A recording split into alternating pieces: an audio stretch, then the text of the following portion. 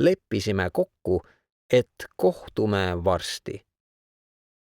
Mul oli häbi talle öelda, et soovisin teda näha järgmisel päeval ja veel, et see praegune kohtumine jätkuks ja et ta enam kunagi ei peaks minust lahkuma.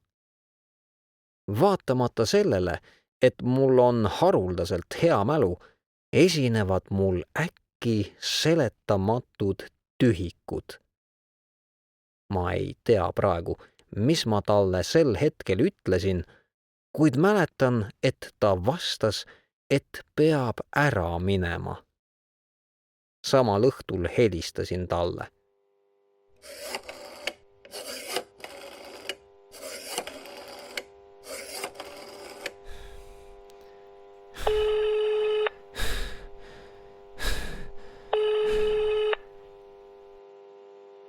Kõne võttis vastu keegi naine. Kui ma talle ütlesin, et tahan rääkida neiu Maria Iribarnega, näis ta sekundi kõhklevat, aga ütles siis, et läheb vaatab, kas ta on kodus. Peaaegu kohe kuulsin Maria häält, kuid ta toon oli nii ametlik, et tundsin pigistust südames. Ma pean teid nägema, Maria, ütlesin talle.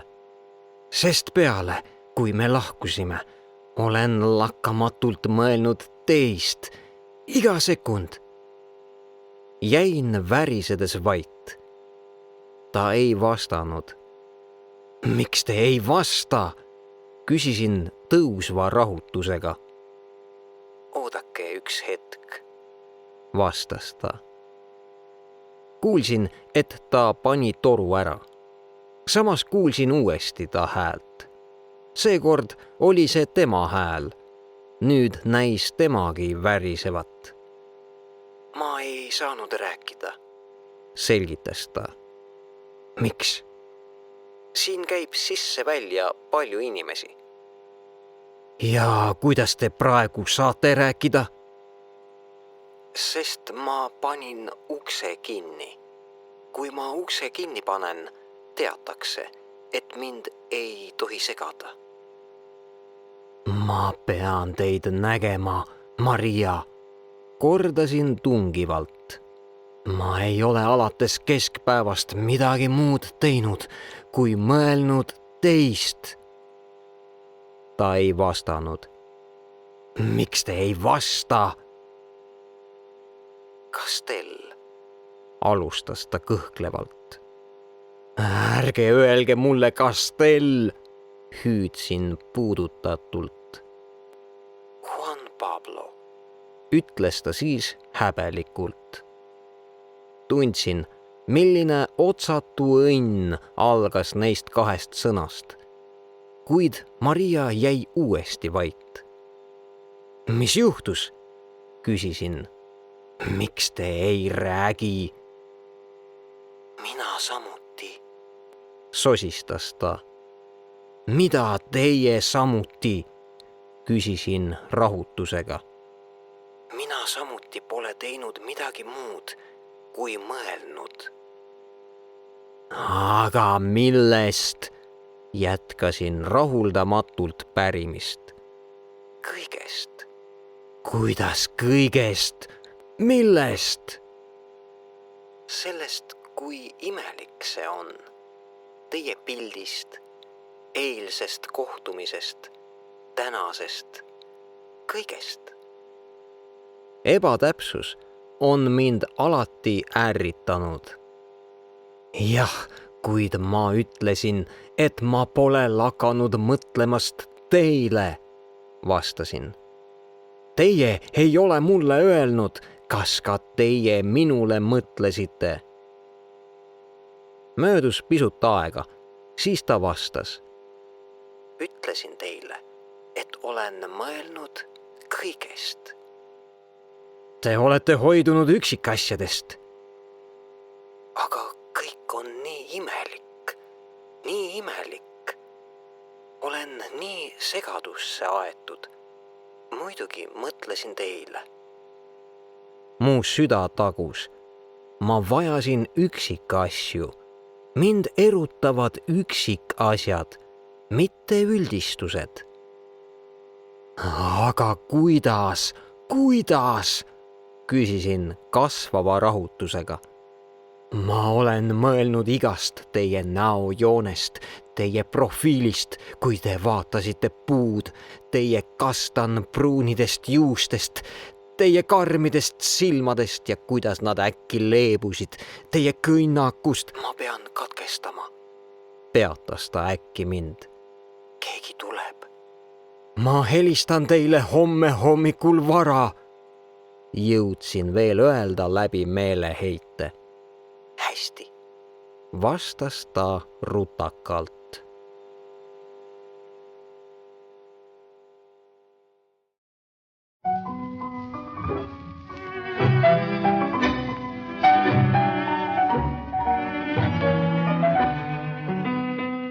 Veetsin rahutu õhtu. Ma ei saanud ei joonistada ega maalida, olgugi, et püüdsin korduvalt midagi alustada. Läksin välja ja leidsin end äkki Corrientese tänavalt. Minuga sündis midagi väga kummalist. Vaatasin armastusega kogu maailma. Arvatavasti olen öelnud, et seadsin endale sihiks jutustada täiesti erapooletult ja praegu toon esimese kinnituse sellele, tunnistades üles ühe oma rängematest puudustest. Alati olen vaadanud inimesi antipaatiaga ja isegi vastikusega, eriti inimmasse. Kunagi pole ma talunud suviseid suppelrandu. Olen väga armastanud mõnd sõpra, mõnd naist. Mõnede vastu olen tundnud imetlust, kade ma ei ole. Mõnede vastu olen tundnud tõelist sümpaatiat. Laste vastu olen tundnud õrnust ja osavõttu, eriti kui mul mõttepingutuse abil korda läks unustada, et ka nemad saavad kunagi suureks. Kuid üldiselt tundus inimkond mulle alati põlgusväärne. Mul ei ole ebamugav tunnistada, et vahel ei suutnud ma päev otsa süüa või nädal aega maalida, kui olin sattunud mõnele ebameeldivale joonele. On uskumatu, milliste peensusteni ahnus, kadedus, enesearmastus, labasus, aplus ja üleüldse kogu see atribuutika, mis moodustab inimolevuse, võivad väljenduda näos, kõnnakus, vaates. Mulle tundub loomulik, et pärast ühte sellist kohtumist kaob isu, ei saa maalida ega isegi elada. Siiski pean ütlema, et ma ei tunne uhkust selle iseloomujoone üle. Tean, et see on kõrkuse märk ja tean ka, et mu hinges on sageli varjus olnud ahnus, enesearmastus, aplus ja jämedus. Kuid olen öelnud, et minu eesmärgiks on jutustada see lugu täiesti erapooletult. Ja nii ma ka teen. Sellel õhtul näis minu põlgus inimkonna vastu olevat kadunud. Või siis vähemalt puudus ajutiselt. Sisenesin Marzotto kohvikusse. Loodetavasti te teate, et inimesed lähevad sinna tangosid kuulama. Aga kui neid kuulata selle inimese kõrvadega, kes usub Jumalasse, siis kõlab see nagu Matteuse passioon.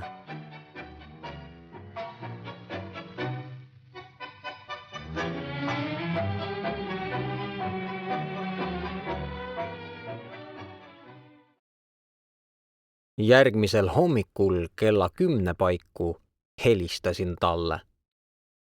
Kõne võttis vastu seesama naine, kes eelmisel päeval. Kui ma palusin neiu Maria Iribarnet telefonile, ütles too, et Maria oli sel samal hommikul maale sõitnud. Mul hakkas külm. Maale, küsisin. Ja, kas teie olete härra Castell? Jah, minu nimi on Castell. Ta jättis teile siia ühe kirja. Palus vabandada, aga tal ei olnud teie aadressi. Ma olin nii palju unistanud tema nägemisest sel samal päeval ja pidanud seda kohtumist nii tähtsaks, et see teade põrmustas mu. Mulle tulvas pähe terve rida küsimusi. Miks oli ta otsustanud maale minna? Kahtlemata oli see otsus tehtud pärast meie telefonikõnelust. Muidu oleks ta mulle ärasõitu maininud ja ennekõike ei oleks nõustunud minu ettepanekuga oodata mu kõnet järgmisel hommikul. Hea küll, kui see otsus sündis pärast telefonikõnet, kas võis kõne olla ühtlasi ärasõidu põhjus? Ja kui see oli põhjus, siis miks? Tahtis ta ehk minu eest veel kord põgeneda? Kartis ta ehk vältimatut kohtumist järgmisel päeval? See ootamatu maalesõit äratas minus esimese kahtluse. Nagu alati, hakkasin eelnevast leidma kahtlasi viiteid, millele ma varem polnud tähtsust omistanud. Milleks need eilsed hääletooni muutused telefonis? Kes olid need inimesed, kes sisse-välja käisid ja segasid tal loomulikult kõnelemast? Muide, see tõestas, et ta oli võimeline teesklema.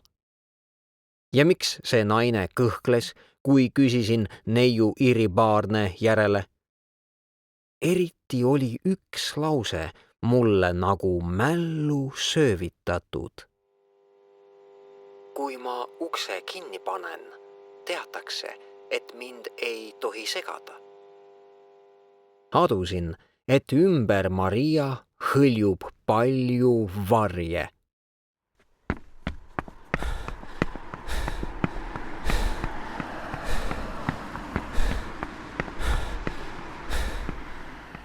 Tulin neile mõtetele esmakordselt, kui tormasin ta kodu poole.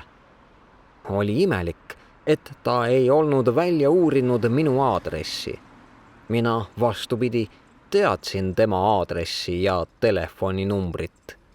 Ta elas Posadase tänavas, peaaegu et Seaveeri tänava nurgal.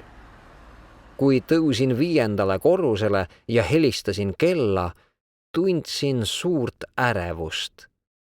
Ukse avas teener, kes võis olla kas poolakas või midagi sinnapoole, ja kui andsin oma nimekaardi, palus ta mind astuda väikesesse saali täis raamatuid. Riiuleid oli maast laeni, aga raamatuvirnu jätkus samuti 2 lauakesele ja isegi 1 tugitooli.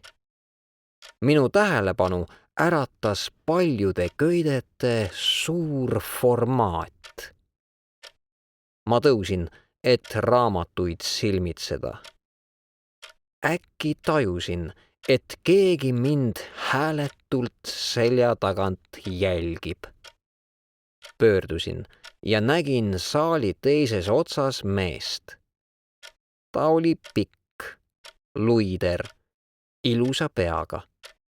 Ta naeratas minu poole, kuid üldiselt keskendamata pilguga. Kuigi ta silmad olid lahti, taipasin, et ta on pime. Sellega oli selgitatud raamatute ebanormaalne formaat. Teie olete Castell, küsis ta südamlikult, sirutades mulle käe. Jah, härra Iribarne, vastasin, ulatades ebalevalt talle käe, mõeldes samal ajal, mis tüüpi sugulusside võis olla tal Mariaga.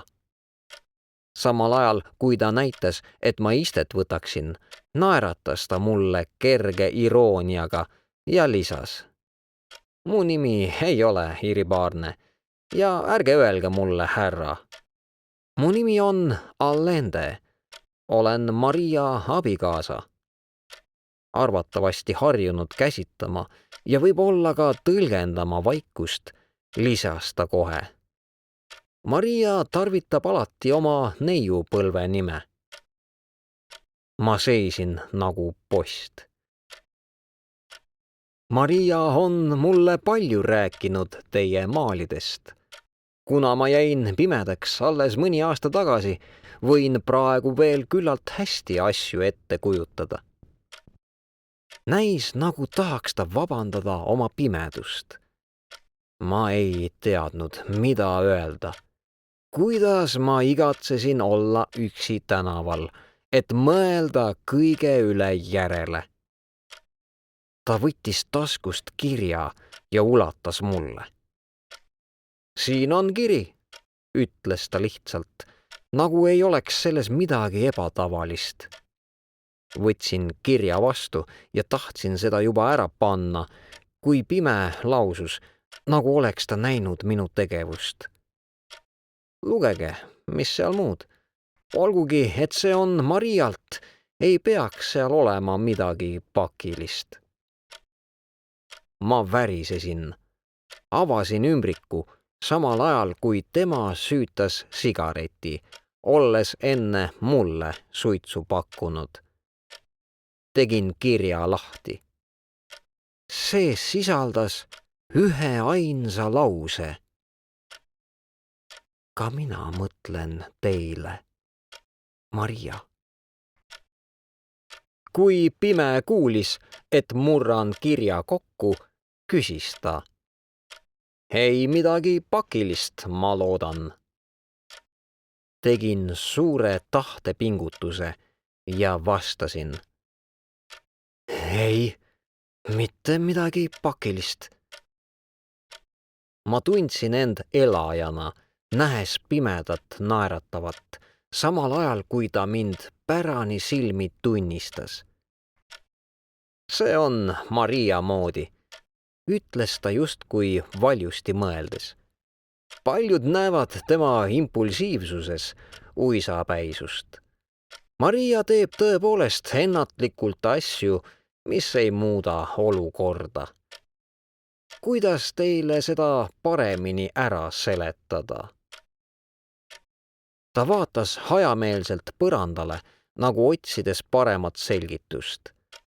Mõne aja möödudes ütles ta. Ta on nagu inimene, kes kõrbes siia-sinna jookseb.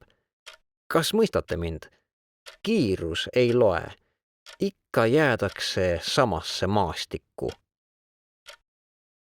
Ta suitsetas ja mõtles veel hetke, nagu ei olekski mind seal. Hiljem lisas. Kuigi ma ei tea, kas see täppi läks. Ma ei oska kujundlikult rääkida. Ma ei näinud võimalust tollest neetud saalist põgenemiseks.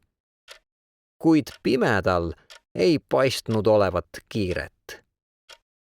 Mis vastik komöödia see on, mõtlesin. Näiteks täna, jätkas Allende, tõusis ta vara ja ütles mulle, et läheb suvilasse. Suvilasse? Küsisin ettevaatamatult. Jah, meie suvilasse, õigemini minu vanaisa tallu. Kuid praegu on ta minu onupoja Hunteri käes. Arvatavasti tunnete teda. See uus paljastus täitis mind ärevusega ja samal ajal meelepahaga. Mida võis küll Maria leida selles piiratud mõistusega seelikukütis ja küünikus?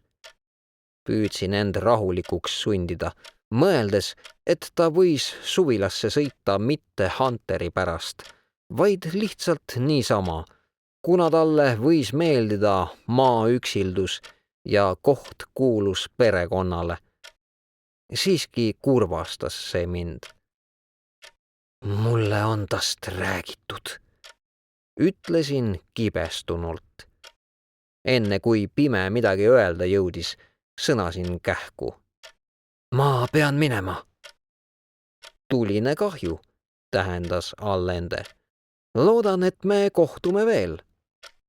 Ja loomulikult, vastasin. Ta saatis mind ukseni. Ulatasin talle hüvasti jätuks käe ja sööstsin välja. Liftiga alla sõites kordasin enesele raevunult. Mis vastik komöödia see on?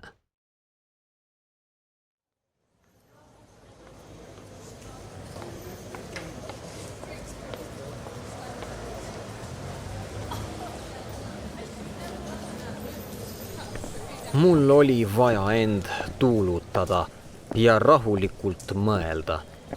Kõndisin Posadase tänavat pidi Recoleta tänava poole. Mu pea oli nagu põrgukatel. Tohutu hulk mõtteid, armu ja vihkamist, küsimusi, vimma ja mälestusi keerles ja tormas läbi segi.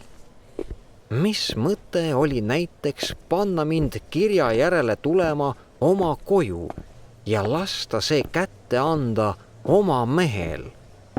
Ja miks Maria polnud mulle varem öelnud, et on abielus? Ja mida paganat pidi ta otsima suvilast selle kõlvatu Hunteriga? Ja miks polnud ta mu helistamist ära oodanud? Ja see pime, mis frukt see õieti on? Olen juba öelnud, et ma pole inimsoost vaimustatud ja pean praegu üles tunnistama, et pimedad ei meeldi mulle üldse ning et nad kutsuvad minus esile umbes samasugused tunde nagu teatavad külmad, niisked ja vaikivad loomad. Ütleme maod. Kui lisada, et ma tema ees ta naise kirja lugesin, kirja, milles seisis ka mina mõtlen teile. Ei ole raske ette kujutada vastikust, mida tol hetkel tundsin.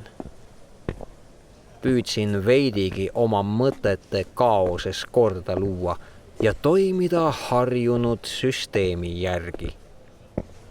Tuli minna päris algusse ja algus, vähemalt üks arvesse tulevaist, oli kahtlemata telefonikõne.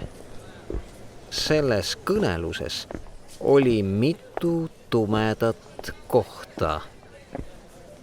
Esiteks, kui selles majas oli nii endast mõistetav, et Marial on meestuttavaid, mida kinnitas fakt abikaasast kirja vahendajana, miks rääkis ta siis neutraalsel ja ametlikul toonil, kui uks ei olnud kinni? Edasi, mida tähendas see selgitus? Kui ma ukse kinni panen, teatakse, et mind ei tohi segada. Nähtavasti oli see tavaline, et ta pani ukse telefoniga kõneldes kinni. Kuid on vähe usutav, et ta paneb ukse kinni argikõnelusteks perekonna tuttavatega.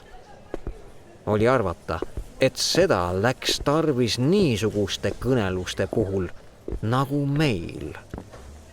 Aga sellisel juhul oli ta elus teisigi minu taolisi. Mitu neid oli ja kes need olid? Otsemaid tuli meelde Hunter, kuid välistasin ta kohe. Milleks pidada temaga telefonikõnesid, kui võis teda suvilas näha ükskõik millal? Kes olid sel juhul üle jäänud.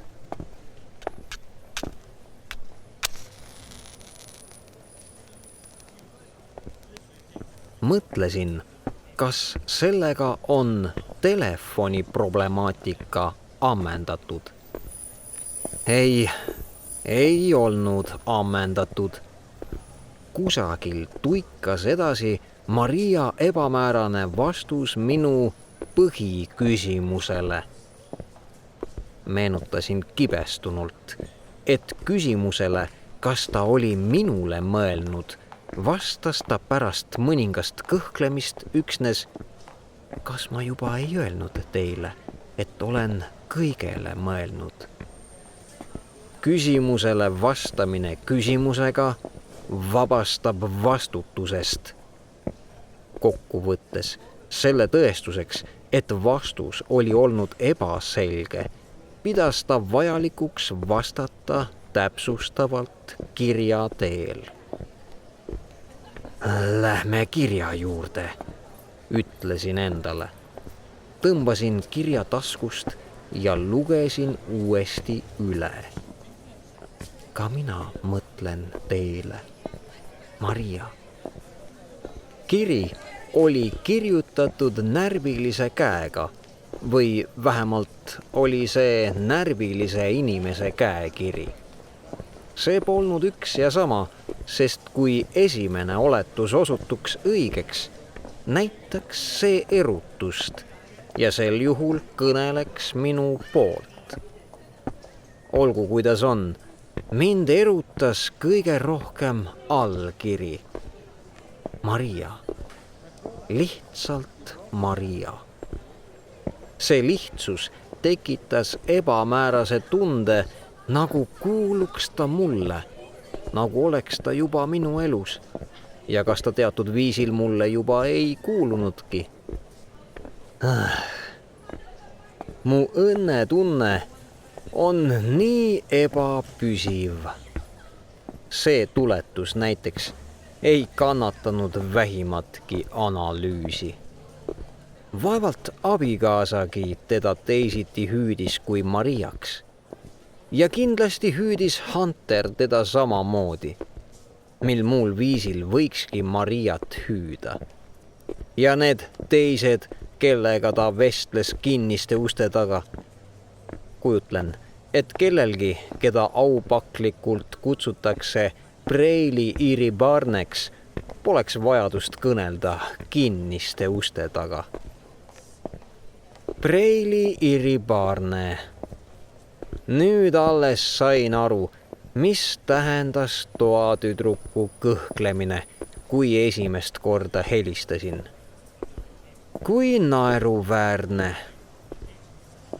Kui hästi järele mõelda, oli see veel üks kinnitus, et seda laadi telefonikõned polnud täiesti välistatud. Kindlasti, kui esimest korda küsiti Preili Iribarnet, pidi üllatunud toatüdruk tingimata rõhutama, et tema perenaine on proua.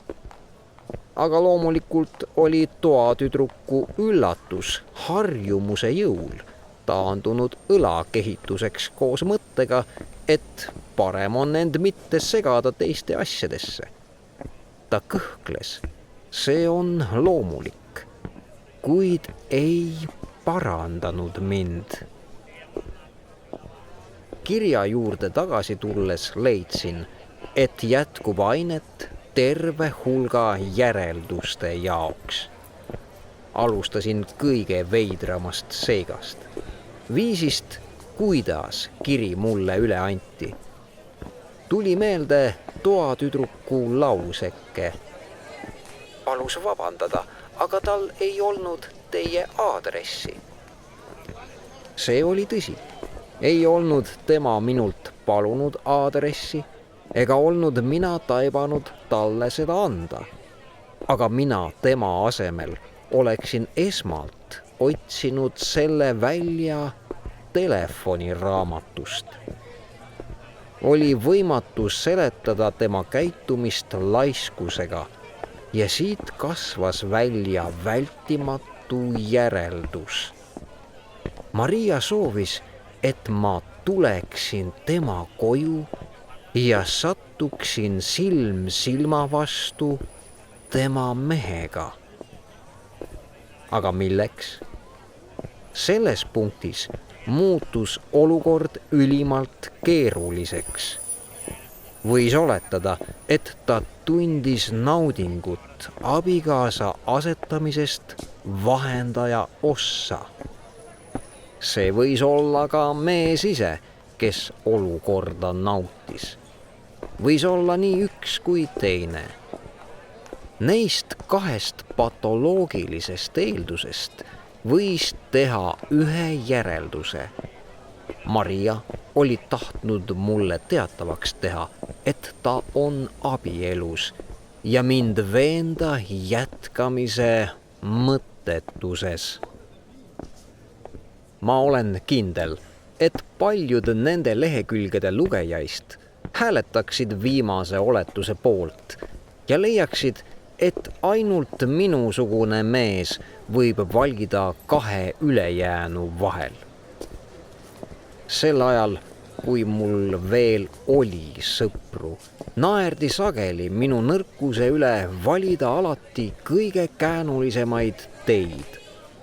Ma küsin eneselt, miks peaks tõelus lihtne olema? Kogemus on mulle näidanud, et asi on vastupidi. Ta pole seda kunagi ja kui on midagi, mis näib eriliselt selgena, mingit tegu, mis näiliselt allub lihtsale põhjusele, peidab see peaaegu alati sisimas palju keerulisemaid liikuma panevaid jõude. Üks igapäevane näide. Inimesed, kes annavad almust. Üldiselt loetakse neid paremaiks ja heldemaiks kui teisi, kes seda ei tee. Lubage mul käsitleda suurima põlgusega seda lihtsustatud teooriat. Igaüks teab, et ühe peeso või tüki leivaga ei saa tõelise kerjuse olukorda lahendada. Ainult andja ise lahendab oma psühholoogilise probleemi, ostes nõnda peaaegu mitte millegi eest enesele hingerahu ja õilsa nime. Mõelge vaid, mil määral peab see inimene olema väike, kui ta ei raatsi kulutada rohkem kui 1 peeso päevas, selleks et kindlustada endale hingerahu. Teadmine omaenese suurejoonelisest headusest. Kui palju enam hingepuhtust ja kui palju enam jõudu vajab see, kes ilma sellise silmakirjaliku ja kombelise žestita suudab oma õlgadel kanda kogu inimeksistentsi viletsust. Tulgem tagasi kirja juurde. Ainult pealiskaudne inimene võiks rahulduda selle oletusega, mis variseks kokku juba algelisemalgi analüüsil. Maria tahtis mulle teada anda, et ta on abielus, veenmaks mind, et jätkamine on mõttetu. Väga kena. Aga miks kasutas ta nii ängistavat ja julma moodust? Miks ei võinud ta seda mulle öelda, kui mitte suusõnal, siis kas või telefoni teel? Miks ei võinud ta seda mulle kirjutada, kui polnud julgust öelda? Jäi üle veel üks kohutav argument. Miks kiri sellisel juhul ei öelnud, et ta abielus on, nagu ma nüüd näha võisin, ja ei palunud mind meie vahekorda rahulikumalt võtta? Ei, kullakesed, vastupidi. Kiri oli määratud meie vahekorda kindlustama edendama ja juhtima seda kõige riskantsemat teed pidi. Näis, et jäid üle veel haiglaslikud hüpoteesid. Oli siis võimalik, et Maria tundis naudingut, kui kasutas Allendet vahetalitajana. Või oli see just Allende, kes otsis selliseid võimalusi? Või oli saatus end lõbustanud, ühendades kaks sarnast olevust? Äkki ma kahetsesin, et olin jõudnud sellise piirini tänu harjumusele lõpmatult analüüsida käitumist ja sõnu. Mulle meenus Maria ainitine puule suunatud pilk, samal ajal kui ta kuulas minu arutlusi. Mulle meenus ta häbelikkus, ta esimene põgenemine ja minust tõusis piiritu õrnus tema vastu. Nägin teda hapra olevusena keset maailma julmust, koledust ja viletsust. Tundsin, nagu palju kordi varemgi, alates sellest hetkest salongis, et ta oli mulle väga lähedane. Unustasin oma kuivad kaalutlused, oma õelad järeldused. Pühendusin ta näo, ta ilme kujutlemisele, ilme, mis meenutas mulle midagi tabamatut. Meenutasin ta viisi sügavalt ja nukralt arutleda. Tundsin, et see ebamäärane armastus, mida ma üksilduse aastate jooksul olin enesest toitnud, oli koondunud Mariasse. Kuidas võisin ma nii absurdseid asju mõelda? Püüdsin unustada kõik oma rumalad järeldused telefoni, kirja, suvila ja Hunteri kohta. Aga ma ei suutnud.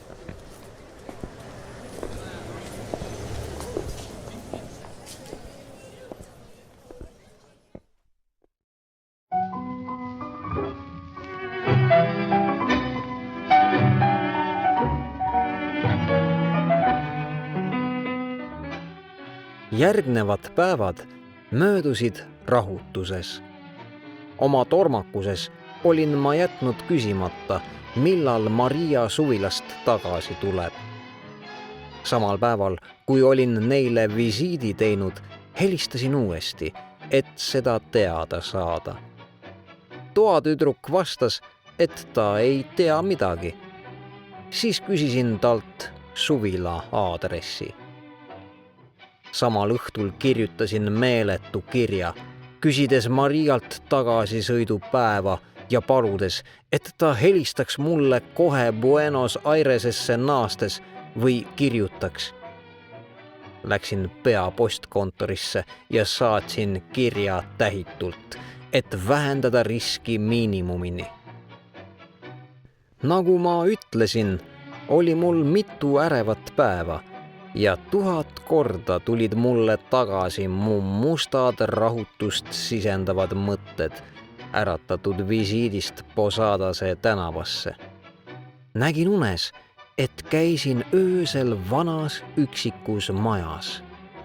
See maja oli mulle teatud mõttes tuttav. Olin sinna piiritult igatsenud terve lapse ea. Sisse astudes oli maja mälestusi täis.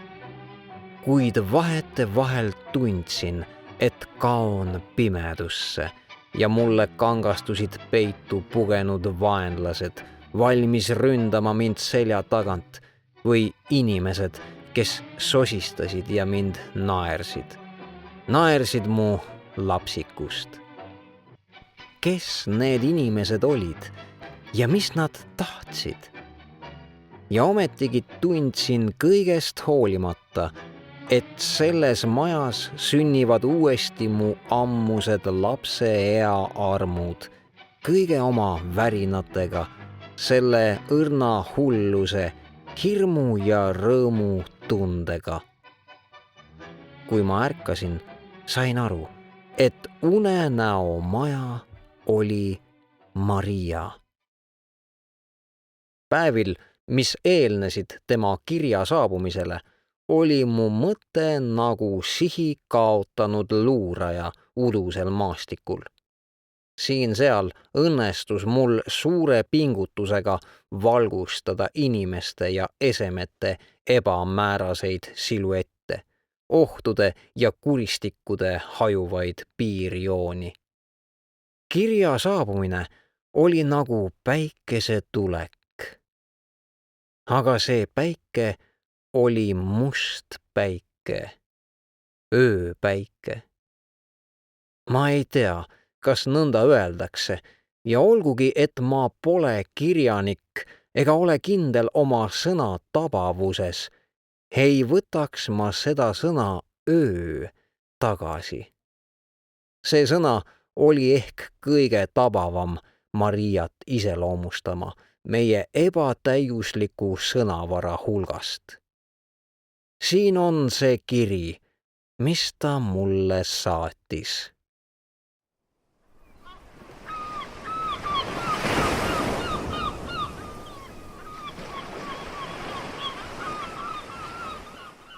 Olen veetnud 3 kummalist päeva.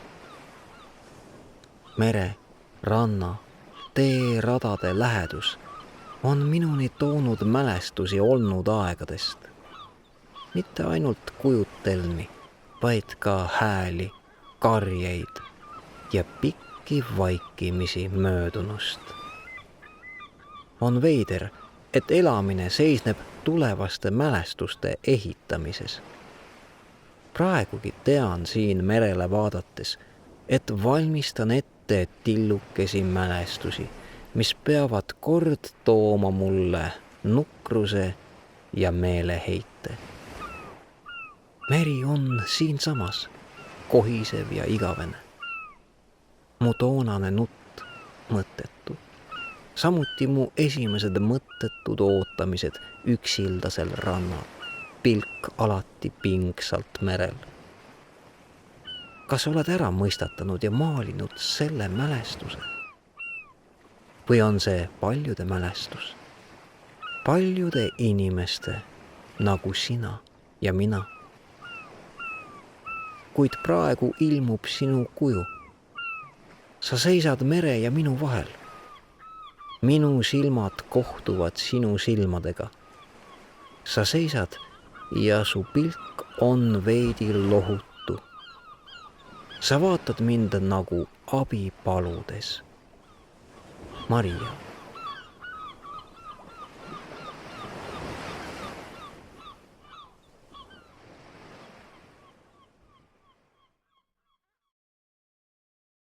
Kui hästi ma teda mõistsin ja milliseid imelisi tundeid äratas minus see kiri.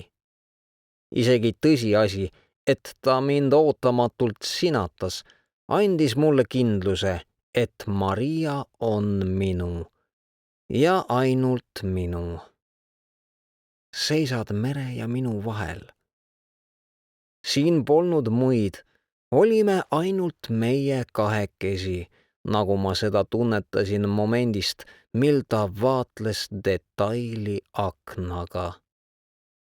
Tõepoolest, kuidas võiski ta mind mitte sinatada, kui me tundsime teineteist igavesest ajast 1000 aastat tagasi.